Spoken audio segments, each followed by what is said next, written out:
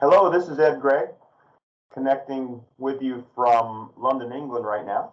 And it's great, it's really a treat to be part of this course again. I hope you all are benefiting and interacting and enjoying things well. I'm going to present now on building the evidence-based implementation research from a population perspective. So this talk is intended to complement what you've been hearing so far, except that my background is really in epidemiology and population sciences, which isn't always thought of as being part of implementation research. But I want to bring that perspective in and show and make the point that, first of all, it is and should be, but it also brings in some different areas of science than what we see with more traditional parts of implementation research.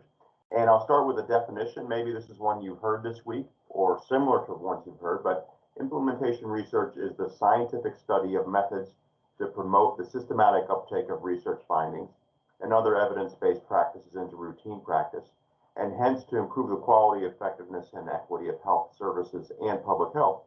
And of course, so you see here in the bottom part of this definition, equity of health services and public health. As a reminder that what we do with implementation research really cuts across the whole range, from specific individual focused clinical interventions all the way to what we do in public health. So to expand on this just a bit, what we often think of as implementation research is when we take the evidence from empirical research and we go and we test it in specific individuals, perhaps using different modes of action or different ways of delivering or perhaps different characteristics. But we can also think about the population as the target of our implementation. And that's what I'm going to talk more about here. So over the course of this half hour or so, I want to talk really about four things. First of all, what do we mean by public health actions? When we talk about implementation at the population level, macro level implementation, what is that? Second, how do we get there? How do we build that evidence base? What are the disciplines we use? What are the types of study designs and metrics? How do they differ when we're taking a population perspective as opposed to an individual perspective? And third, how do we integrate implementation research into the broader challenge of making good decisions in public health action? And throughout this, I'm going to use a case study. I'm going to use the problem of type 2 diabetes and the challenge of prevention, just as an example to illustrate the points along the way. But I realize you all work in diverse areas beyond diabetes. So, but this case problem that you're probably aware of is diabetes has been arguably one of the most serious public health problems in the world, whereas people tend to, for the most part, until COVID came upon us, getting healthier over decades. Diabetes is an area where there's actually been steady increases, and it's virtually throughout the world. And actually, the increases in type 2 diabetes are greatest in low and middle income countries, and creating particular need and challenge for better implementation research. So that's sort of the context. We also know that from the epidemiology, from the science of diabetes, that this direction, this very dynamic problem, doesn't affect all parts of the world in different ways or even individuals. And it carries with it lots of complications. Some are new and emerging. There are many options for care and prevention, and there are many inequalities in access, care, and prevention. And all of this make it a particularly important example when we talk about implementation research. And most importantly, this is a situation, this is a condition where the current burden and the missed opportunities are driven arguably far more by inadequate implementation than they are by inadequate effectiveness evidence. So whereas we need new science to improve what we do in type 2 diabetes, at the same time, there are lots of very strong evidence-based interventions that can be delivered. Challenges on the implementation side, and that's really what brings us here. So on to the first part of this outline, avenues and key elements of public health action. What do we really mean by this when we talk about public health action as opposed to individual-based action?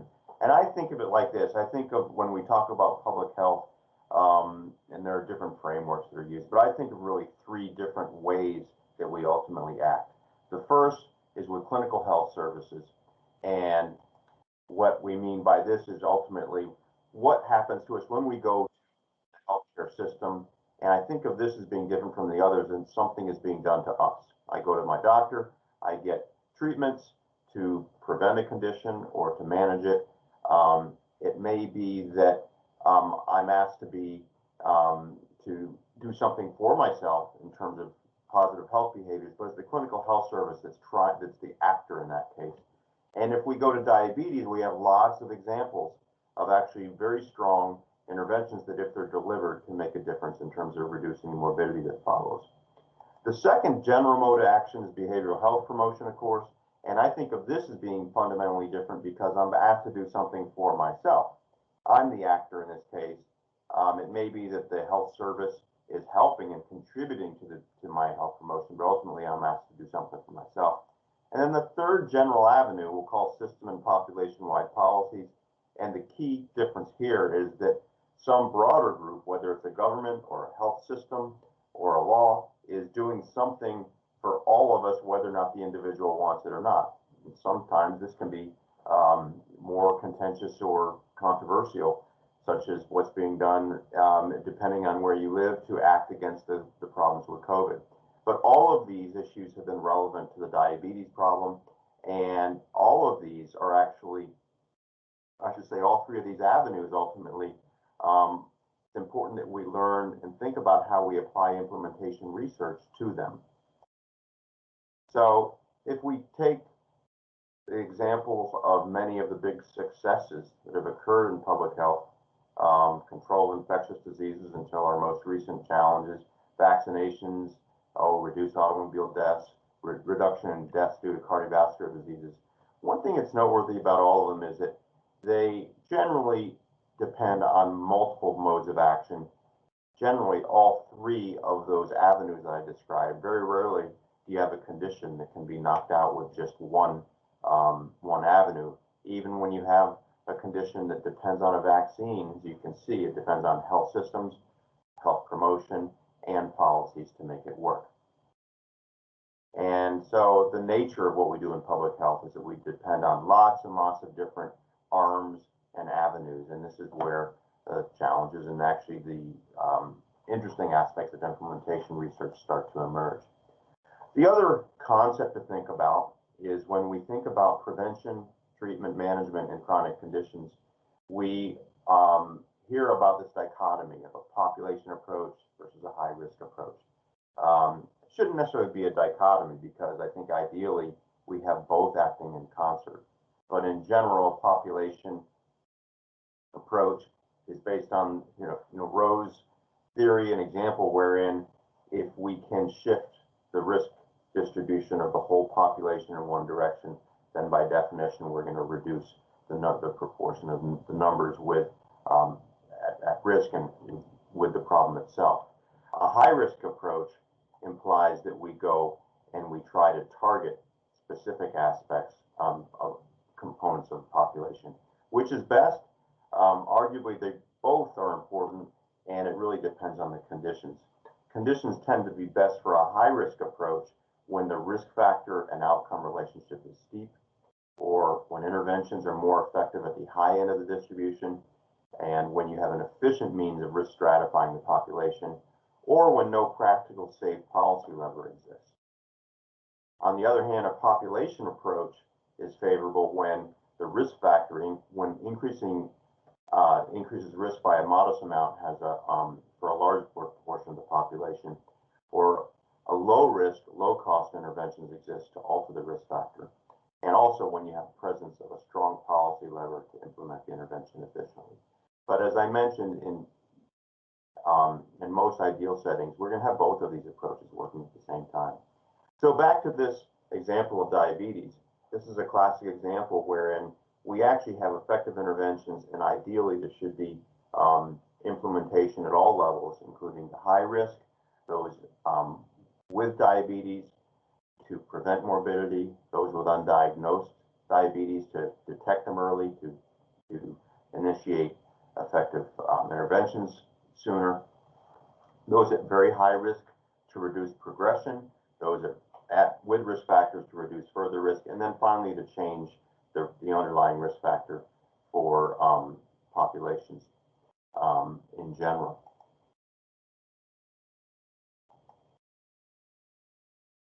And so the challenge in diabetes, like in most conditions, ultimately involves distribution of what works. And this is part of what we look for in study and implementation as well. You can think of this hierarchy from basic science to efficacy, understanding what works in ideal settings, to effectiveness, what works in real world settings, efficiency, what's going to have the biggest effect on the most people, availability, when we have efficient, effective approaches, how do we achieve adequate supply, and then finally, how do we distribute and diffuse interventions? So when we talk about implementation, how is it implemented? Does it work when implemented? And how does it work when implemented? So let's move now to designs, disciplines to build the evidence base. So there's different ways of looking at this, but the way I think of it is a hierarchy of designs for public health effectiveness research. At the first step, we can think of basic science and physiologic research to understand the mechanisms and the treatment and the efficacy to guide us to interventions. Then we use descriptive and etiologic epidemiology, things like cross-sectional surveys, ecologic surveys, prospective cohorts, to understand the what, who, where, and the clues to intervention. In other words, identifying risk factors that if we modify them, we can make a difference, or that we can even turn into effective interventions. And we also use this step to understand who to target and how. Then our next step in the process, typically think of as intervention effectiveness, and there are different ways of doing this, but we're essentially testing whether a given treatment or prevention or approach is effective or not, using things like randomized controlled trials, cost effectiveness studies, and systematic reviews. And this is telling us what works. Now, this is where implementation research, in my mind, starts to come in. So once we have effective interventions, we have a proof of concept established, and we've defined effective interventions, okay? But then the challenge can actually really increase. We have this proof of concept, and then we have effective intervention. As we start to distribute and apply interventions in the world, whether it's a COVID vaccine or a diabetes prevention approach, it gets converted into different forms often. It might be that there's different versions that were tested in the first place, or once you move into public distribution, implementation, you have challenges of uptake and adherence, or maybe it changes to different forms. So if we take the example of diabetes prevention, wherein we know from trials that if you find people at very high risk in the population or with pre-diabetes and you get them into prevention programs, lifestyle intervention programs, where they're changing diet, increasing physical activity to lose weight, that those people can really reduce their risk of developing diabetes in the years that follow. Well, in the real world, what happens is there's different variations in the way it actually gets implemented. We can think of changes in the setting. For example, is this actually done in a physician's office or outpatient clinics, or is it done in community centers? There could be variation in delivery tactics. Is it group or individual that receive it? Is it done over the course of hours of instruction or days or months? What's the frequency? What's the intensity? And we can think of all the elements, dietary change, the physical activity. There are many, many different changes that actually occur when it gets implemented.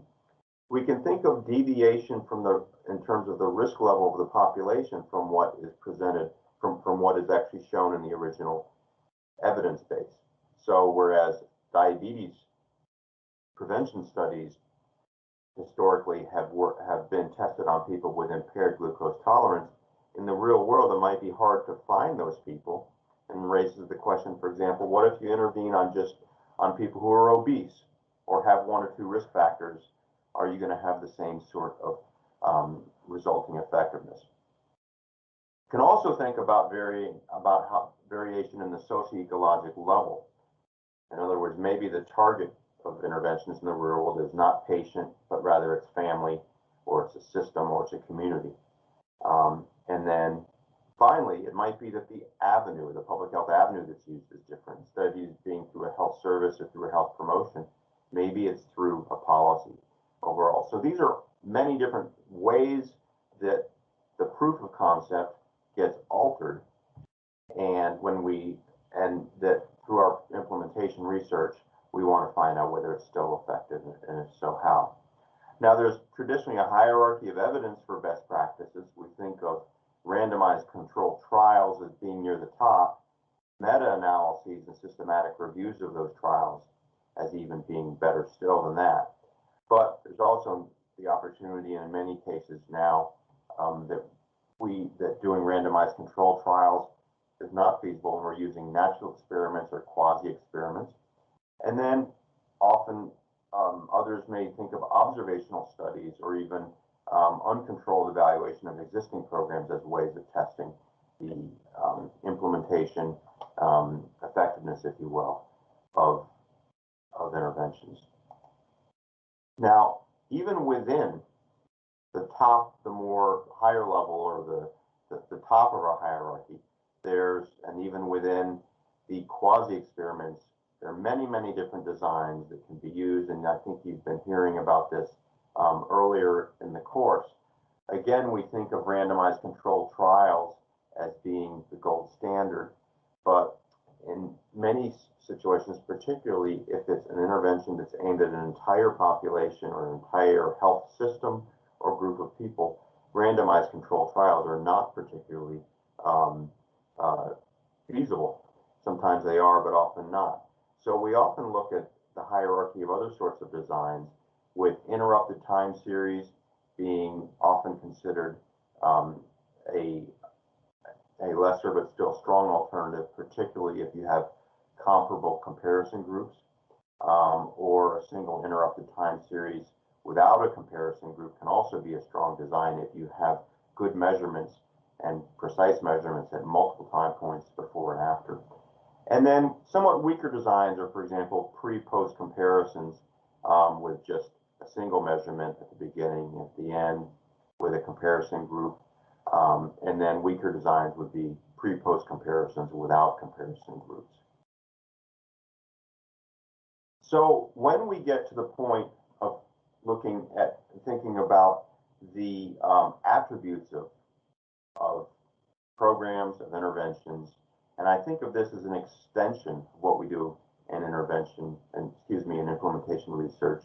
Whereas when we move past the step of understanding whether after an effective intervention in its converted or translated or diverse form is effective, then we can think also about its attributes for the ultimate prioritization, right? And there's lots of factors that go into thinking here. Are we targeting an intervention that is affecting a problem that has a high burden, high magnitude? Is there consistent evidence from rigorous designs? How much are we reducing the gap in between effectiveness and efficacy? What's the cost effectiveness of intervention? What's the reach into the intended population? How transferable is it? In other words, when it's demonstrated in one population, can it be shown in others? And what is its scalability? How feasible is it to actually scale up to the population? What are the risks and what are the potential unintended consequences? So these are all point to different metrics that we consider in implementation research in general, but particularly in population level implementation research. So to reiterate here, we have this sort of progression of research disciplines. We have this proof of concept developed. We identify effective interventions. And then we have these different challenges: understanding reach, adoption, fidelity, acceptability, cost, appropriateness of the intervention, sustainability, and health impact. So what are the key questions then that are addressed by implementation research? You can see that we're asking things like, how is the intervention implemented? What's the variation, and what's the modification from proof of concept And then what's the effectiveness after that happens?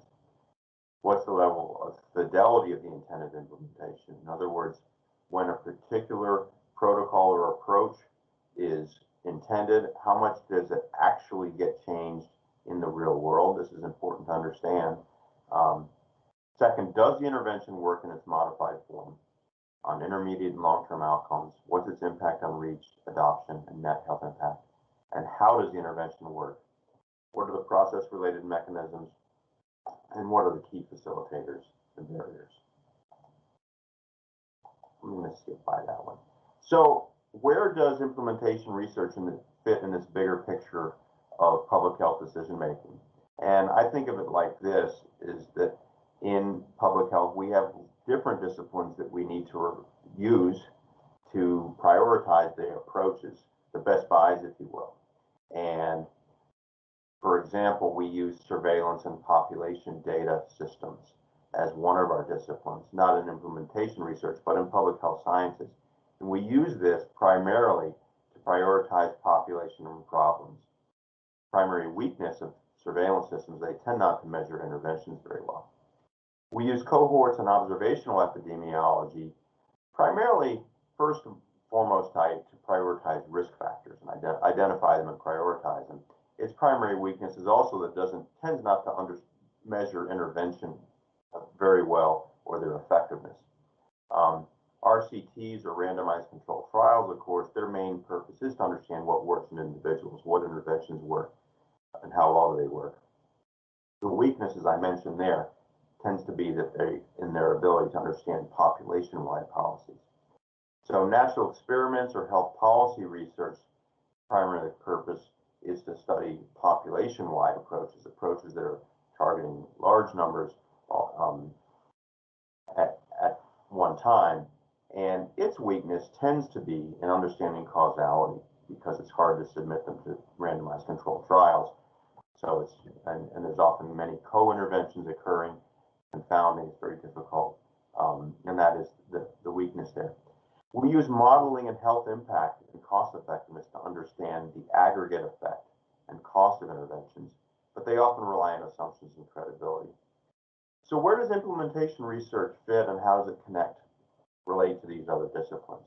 Ultimately, as I've said, I think this involves what works to optimize impact, what's the impact in the real world, and our weaknesses here that we're trying to overcome, really in part with this course here, is lack of efficient research platforms often, and evidence synthesis can also be complicated in implementation research.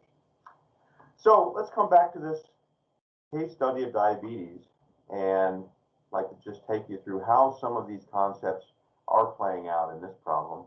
As I mentioned, this is a problem growing worldwide.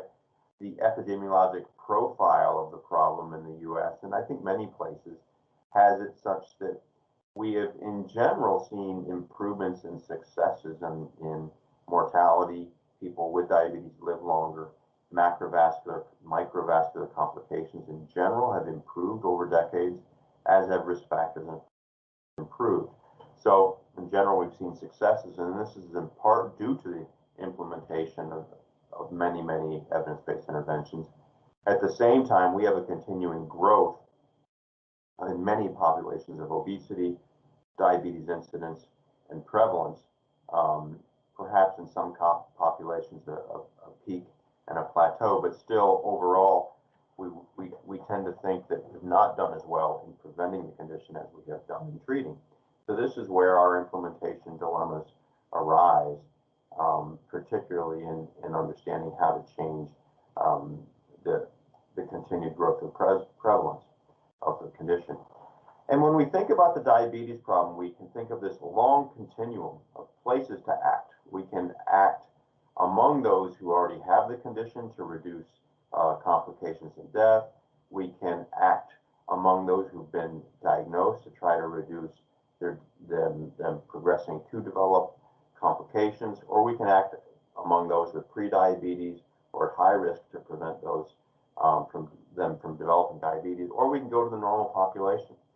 And if we look at the right side of this continuum, we have lots of evidence-based approaches, where the challenge, one of the big challenges that we have in diabetes, particularly for implementation, is that if we look over at the left side of this spectrum, risk factors, etiologic epidemiology has given us lots and lots of risk factors that are associated with diabetes, but programs and interventions have not really exploited these in a lot of cases. So we don't have public health necessarily acting on a lot of these, in part because we don't know how well our approaches are going to work. So this is really where some of the implementation questions come in for type 2 diabetes prevention. When we take the evidence base that referring high-risk people to intensive lifestyle programs reduces their incidence, how do we translate that evidence base into scalable programs and policy that act in the real world? And how do we act upon all those risk factors, those many risk factors that I just outlined for you? So if we take this example, wherein research has shown us now, there's actually many more trials than this. There's probably 10 or more trials, randomized controlled trials in different populations that have shown us that you can have a large reduction in diabetes incidence. But they've tended to use a fairly homogeneous or similar set of interventions of reducing weight in high-risk people through reduced caloric intake, increasing fiber intake, in some cases reducing sugar, or other cases reducing fat, but decreasing weight through one of those mechanisms while increasing physical activity to reduce progression of diabetes.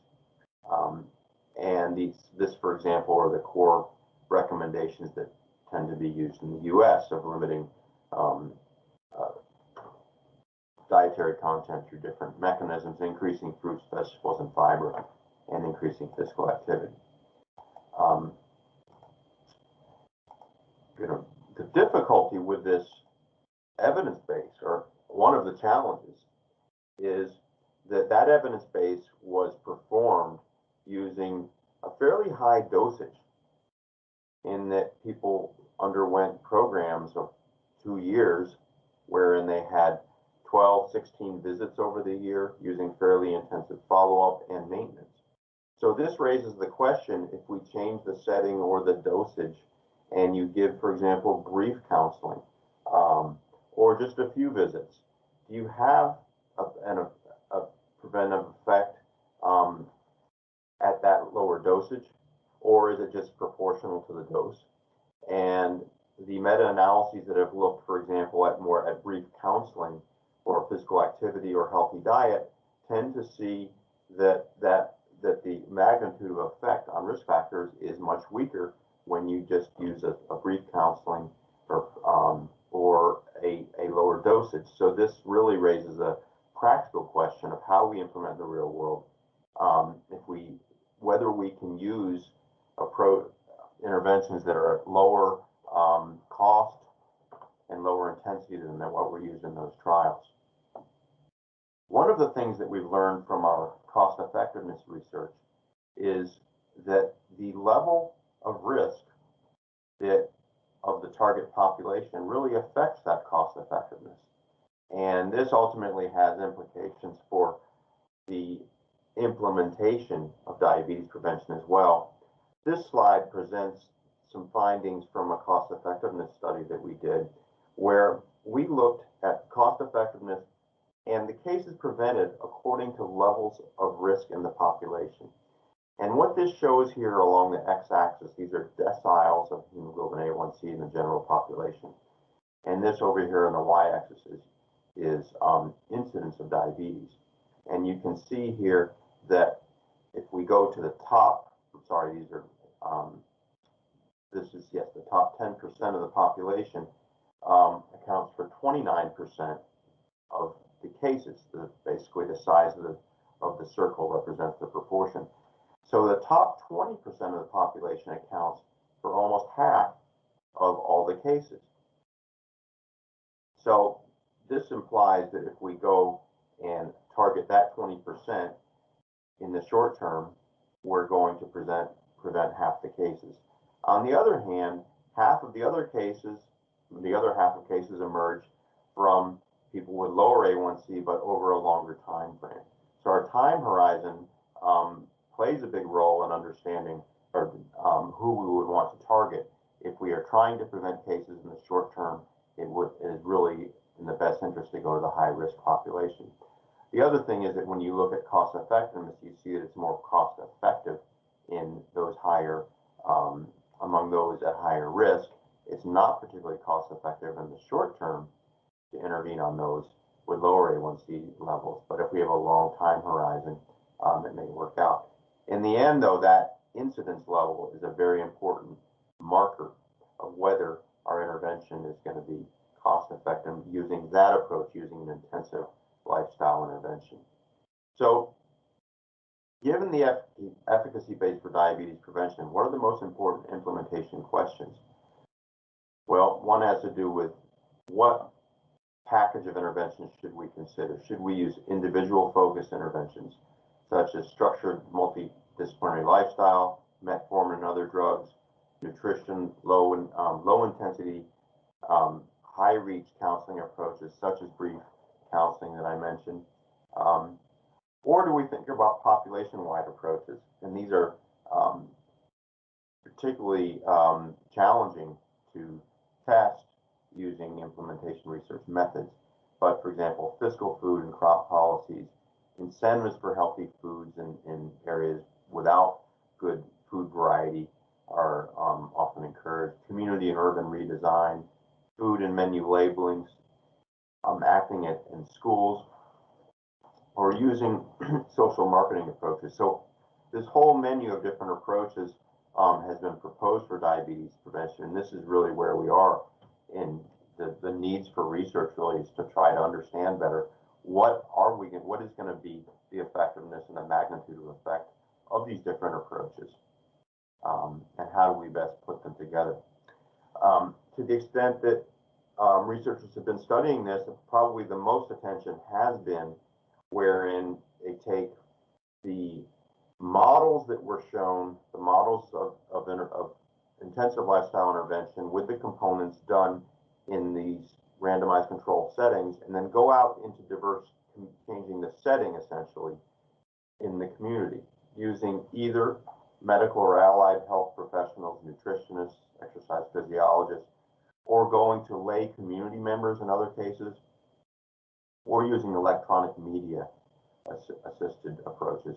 And in general, this research has suggested that the evidence for lifestyle intervention to reduce diabetes incidence transfers fairly well across different mediums, as long as there's a certain, as long as there's training of that delivery. So, and this is actually happening in the real world right now. There's at least 2 countries in the world, the US and the UK, that have major approaches, major national programs that involve trying to get set up effective programs in diverse community settings through standardized approaches. These next couple slides are from the U.S. National Diabetes Prevention Program, and this involves really the following essential elements. The CDC in Atlanta actually coordinates this and coordinate a recognition program for work sites or nonprofit organizations or churches or YMCAs to apply, and actually by following a set of guidelines about how to deliver the program and how to train individuals, recruit them, and follow a particular curriculum, they actually seek recognition as or a form of certification. These programs use training curricula that are standardized. They use a train-the-trainer model, or master trainers, and they use lifestyle coaches to deliver this. And they use a registry and basic quality reporting. So this package model of diabetes prevention is what's being tested now in real-world implementation research, if you will. But there's room really to understand how all of these different components are playing out. So, and there's actually been fairly good proliferation of these programs around the United States. These are, this is actually an old slide now, and there are many more. But it's been encouraging, and you see now recently publications publication of, in this case in diabetes care, how people respond in the real world to these programs. So now the challenge, and I'm sorry, this one I'm realizing right now that the top of this slide is in Spanish, but this problem of diabetes and delivering and then distributing diabetes prevention programs throughout the population has an additional challenge, and that is uptake and engagement. And in the measurement of it, this is actually where an intersection of diabetes, of surveillance, of chronic disease surveillance and implementation research merges.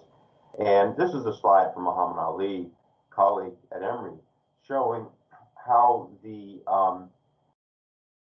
cascade occurs in the population. In other words, the drop-off from that proportion of the population who is eligible or really ideally is at high risk for diabetes and could and should benefit from these prevention programs. And then you see that this is the next, this here is the, whereas there's 15 million in theory who could benefit, 14.2 million actually get a glucose test. Another of them, only 11 million get advice or referral. Only of them, even fewer get physician advice, physical activity advice, and even fewer receive dietary advice. And then finally, the number who actually end up at a program is just a fraction of those who in theory would benefit. So this is an example of looking at how implementation at the population level is, or in this case, is not actually happening in an optimal way. So with that, I'd like to return to this general point and concept here that implementation research and what we do with it is important to take not just the perspective of how we take effective interventions and try them on small groups of people, but also how we can think about taking effective interventions and programs and apply them and distribute them to populations. And ultimately, when we want to prioritize what and how to act, we need to do this by taking multiple disciplines in mind, how implementation research fits, how it interacts with surveillance, with etiologic epidemiology, with health policy research, and so on. Given that our goals ultimately are to define and target populations well, and then prioritize interventions and policies, put those two together, again, act through three different avenues in public health to optimize what we have, what we can do to really have the biggest effect on conditions like diabetes and others. So I hope this was helpful. I hope it fit well, and I'm looking forward to interacting with you all in the plenary sessions. Thank you.